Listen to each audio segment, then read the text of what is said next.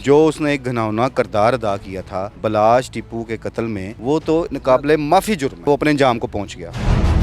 Ultimately इसका फायदा जो पहुंचेगा वो तीफी बट को पहुंच रहा है। ये कुछ भी जो है अचानक नहीं हुआ, ये प्री प्लान्ड ही होता है। शकील बट का बलाज फैमिली के साथ एक दरीना तल्लक है। मैं ये समझता हूँ कि शकील बट ने भी अपनी वफादारी निभाई है। बिस्मिल्लाहिर्रहमानिर्रहीम। पाकिस्तान समेत दुनिया भर में देखने और सुनने वालों को अस्सलामु अलैकुम। मेरा नाम ज़ैन इम्तियाज़ है और आप देख रहे हैं डेली पॉइंट।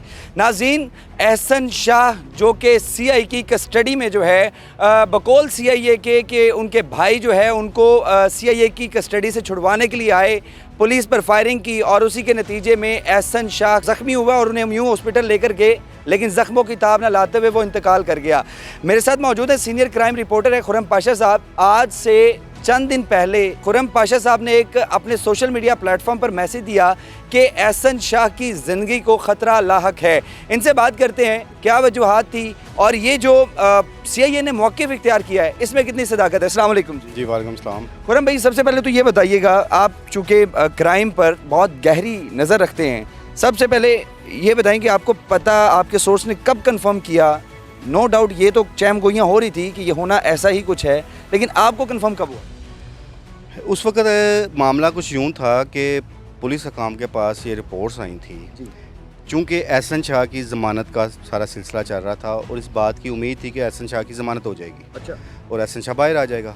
तो अगर एहसन शाह बाहर आता है तो बलाश टीपू ग्रुप की तरफ से इस खदशे का इजहार बहुत देर से किया जा रहा था कि तीफी बट, वो बरमला इस बात का इजहार करते थे। और आपने देखा होगा अक्सर जो उनके दस्ते रास्त हैं कैसर बट ऑफ लखोडेर, वो तो बरमला कहते थे कि ये अब एहसन शाह को मरवा के हम लोगों पे इसका इल्ज़ाम आयद करेगा कि जी हमने मरवा दिया। एक तो ये खदशा था। दूसरा, पुलिस हकाम तक ये इतलात भी थी कि बलाश टीपू ग्रुप की तरफ से एहसन शाह पर हमला किया जा सकता है अपना गरज निकालने के लिए। सही।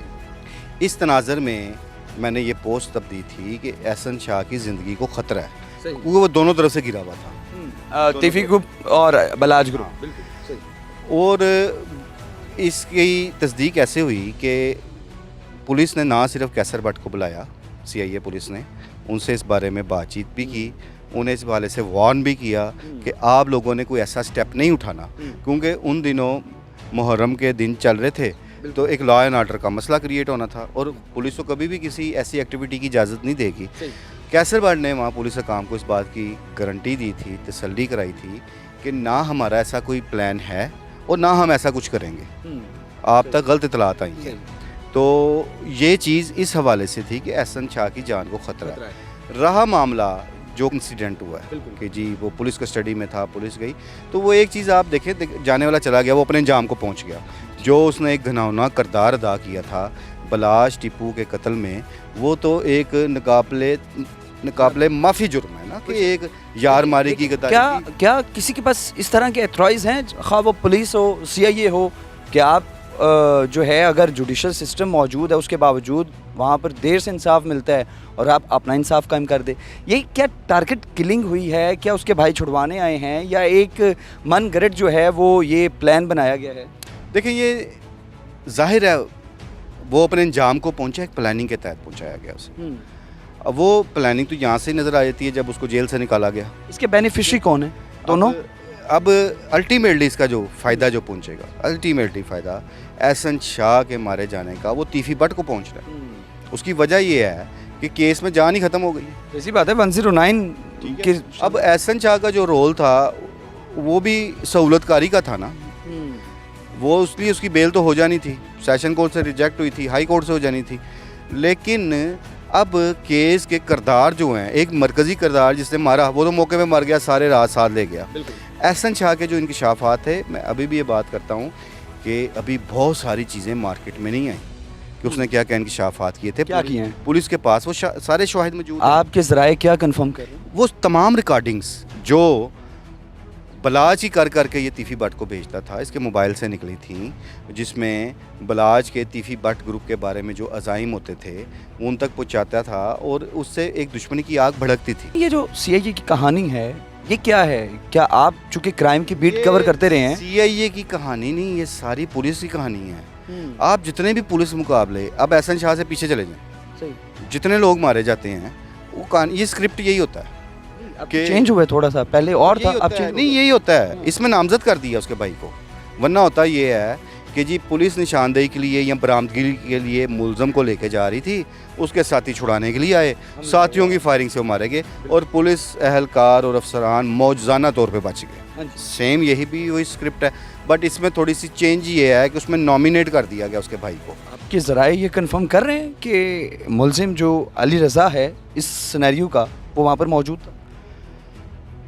इस बारे में मैं कोई कन्फर्म बात नहीं कर सकता।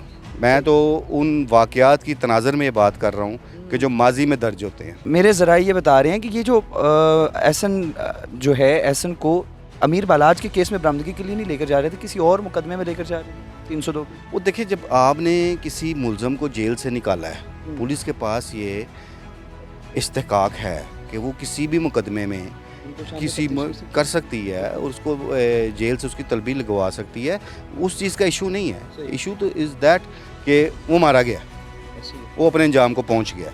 अब उसके लिए जो भी प्लानिंग की गई, ज़ाहिर एक प्लान था ना। अगर पुलिस प्री प्लान गई है और शुरू से ही सीआई इकबाल टोन इस सारे केस को देख रही है। एहसन शाह को गिरफ़्तार भी उन्होंने किया था, एहसन शाह से तफ्तीश भी उन्होंने की थी, सेल मलिक से भी उन्होंने तफ्तीश की थी। तो उस सारी चीज़ को लेके आज फिर सीआई इकबाल टोन ही लेके जा रही है। तो कहने का मकसद ये है कि ये कुछ भी जो है अचानक नहीं हुआ, ये प्री प्लान ही होता है सारा। एहसन शाह की फैमिली अब क्या स्टैंड लेगी, क्योंकि एहसन शाह चला गया, अली रज़ा नामजद हो गया, यानी कि केस में अभी भी उनका पीछा नहीं छोड़ा गया। एहसन शाह की फैमिली तो जी अब डेफिनेटली ये खौफ में मुब्तला है कि एक बच्चा चला गया है, दूसरे पे कत्ल का पर्चा हो गया है या उसके दीगर साथियों पे हो गया है, तो वो तो अब एक पूरी डिफेंसिंग पोजीशन पे आ गए हैं। आपका अब वो एहसन शाह तो अब कब्र में पहुंच गया। अब वो ये देखेंगे कि हमने अली रज़ा को कैसे सेव करना है। एहसन शाह उनकी जो बहन है, उन्होंने एक जो है क्लेम किया है कि मेरे भाई का कत्ल जो है शकील भट्ट ने करवाया। देखिए, शकील भट्ट के हवाले से अगर आप देखें ना, अगर एक तो एज अ पुलिस अफसर एक अलग चीज़ है, अगर तल्लकात की बात करें तो शकील भट्ट का बलाज की फैमिली के साथ एक दरीना तल्लक है। और ये एहसन भी शकील भट्ट को अंकल या चाचू कह के बुलाता होता था। और शकील भट्ट ने ही एहसन को गिरफ़्तार किया था, उसे घर से लेके आए थे। शकील भट्ट ने ही सारी बरामदगी की थी वहाँ से, जो बाद में पुलिस ने रिकवरी डाली थी कि तीफ़ी भट्ट की तरफ से मिलने वाली रकम थी।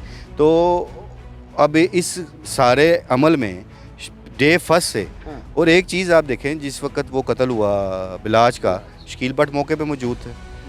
उससे पहले टिपू ट्रका वाला मुरुंगा जब कत्ल हुआ था, शकील भट्ट एयरपोर्ट मौके पे मौजूद था। तो शकील भट्ट का ये तो बात ढकी छुपी नहीं है कि बलाज फैमिली के साथ एक दरीना तल्लक है। और मैं ये समझता हूँ कि शकील भट्ट ने भी अपनी वफादारी निभाई है। मुलजिम अली रज़ा कहाँ है? ज़राए बताते हैं गिरफ्तार है। मेरे साथ राब्ते में तो नहीं है, आपके सोर्सेज ने कोई कंफर्म गिरफ्तार नहीं है, फरार है। फरार है। सारी गुफ्तगू खुर्रम पाशा साहब की आपने मुलाहिजा की। आपसे दोबारा मुलाकात होगी अगली वीडियो में। अल्लाह निगहबान।